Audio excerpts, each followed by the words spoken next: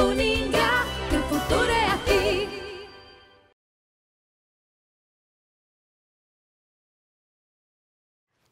Olá pessoal, bem-vindos ao terceiro vídeo da unidade 1, Teologia como Atividade e Ciência da Fé. Quando falamos da pessoa humana, estamos nos referindo à sua dimensão física, psíquica e espiritual. O termo pessoa é originado da palavra persona, que vem de personare, ressoar, soar através de. No teatro antigo, os atores usavam as máscaras para interpretar personagens e havia um orifício na boca por onde saiu o som e o som era amplificado. Hoje, o que conhecemos como pessoa humana tem uma dimensão muito maior e abrangente do que uma simples máscara, mas reflete o complexo processo da evolução do conhecimento sobre o homem como em sua singularidade. Descartes tem uma função imprescindível quando afirma que a subjetividade é o essencial da pessoa. Vamos entender a subjetividade como o espaço íntimo do indivíduo, ou seja, como ele instala a sua opinião ao que é dito no mundo interno, com o qual ele se relaciona com o mundo social, que é o mundo externo. Esta relação entre mundo interno e externo produz marcas singulares na formação do indivíduo e na construção de suas crenças e de seus valores. Como vimos na aula anterior, a teologia não pode falar de Deus e da sua revelação sem falar da pessoa humana, como não pode falar da pessoa humana sem falar de Deus. Essa mesma pessoa, com crenças e valores próprios. Vamos lembrar que não há teologia sem antropologia, sem reflexão da pessoa humana. E essa pessoa humana está em uma situação histórica.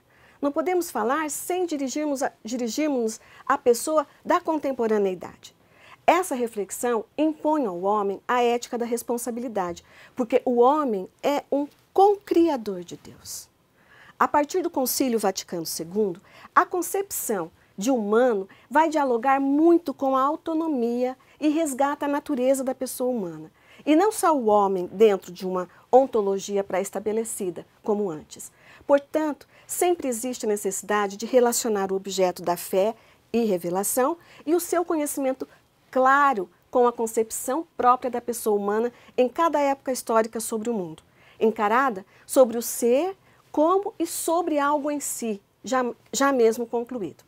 Desta natureza e destas características da teologia, na perspectiva da revelação, decorre também a sua função própria, pois assim como na ciência da revelação cristã, a teologia tem uma função específica na esfera das atividades e dos ministérios que se desenvolvem na igreja, comunidade de fé e de caridade, e a qual Deus confiou a revelação e a obra da salvação realizada por Cristo. É importante ressaltar que na natureza do humano estão a inteligência, a liberdade, e que ele se torna um construtor da vida. Ao dizer pessoa, já estamos afirmando que é um ser livre, construído e construtor social e dotado de dignidade. Logo, não é somente um meio, mas um fim que deve ser tratado como tal. A dignidade humana é o princípio fundante que torna a pessoa portadora de direitos universais. A pessoa humana possui uma grandeza ontológica com um fundamento divino. A palavra fundamento está em sua origem ligada a duas palavras gregas, etia e logos, no sentido de ratio, razão. Usamos ou nos referimos a fundamento enquanto aquilo que possibilita a existência ou conhecimento do ser. Daí a aproximação ao uso dos termos aristotélicos, etia e logos. O homem é um ser relacional com o outro, com o mundo e com o Deus. Disto, podemos dizer que a dimensão teológica da pessoa se refere à sua relação com Deus. Já na base do conhecimento teológico, há um movimento de conversão e, digamos, enamoramento que envolve toda a pessoa humana. Esse movimento possibilita a busca por aquela questão, por aquela resposta à questão: quem sou? Por que sou? Para onde vou? Por que estou aqui? A busca pela resposta do porquê da existência, que move toda a pessoa humana, está aqui exposta para todos nós. Dito isto, podemos apontar resumidamente as funções próprias da teologia. Ela indaga e aprofunda o dado revelado, discernindo a sua realização contínua nos sinais dos tempos, nos quais ela lê os sinais próprios de Deus. A teologia, ela atua na vida espiritual do cristão, principalmente na formação do futuro sacerdote. Também tem uma função em ordem ao apostolado cristão e especialmente ao ministério pastoral. É uma necessidade de uma excelente formação teológica dos futuros pastores de almas.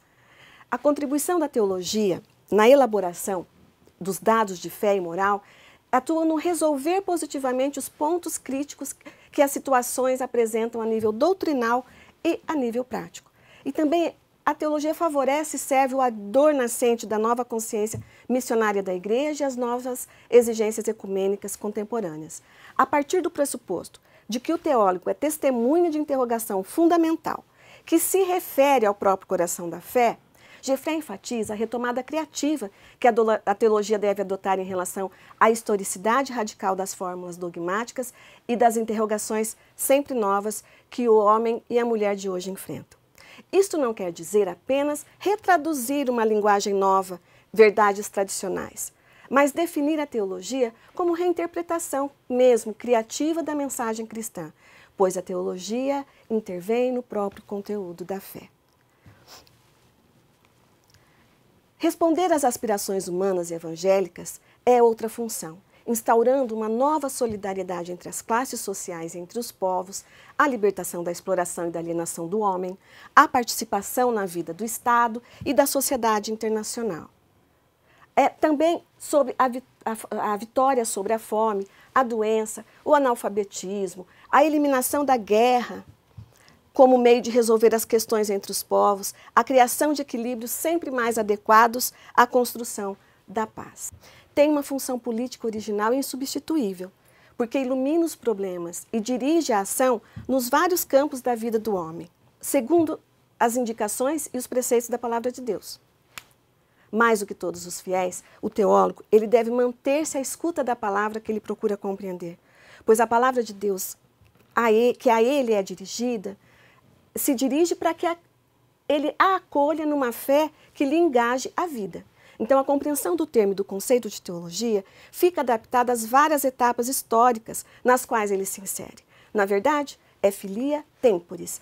Este é sinal de uma característica determinante do saber teológico, a historicidade do refletir da fé, que permite, ao mesmo tempo em que procura manter sempre viva a busca concernente à inteligibilidade do mistério, ele encontra uma resposta que seja conforme as várias conquistas do saber humano, ou seja, no nosso tempo, na nossa sociedade. Continuaremos no próximo vídeo com a unidade 2. Até lá!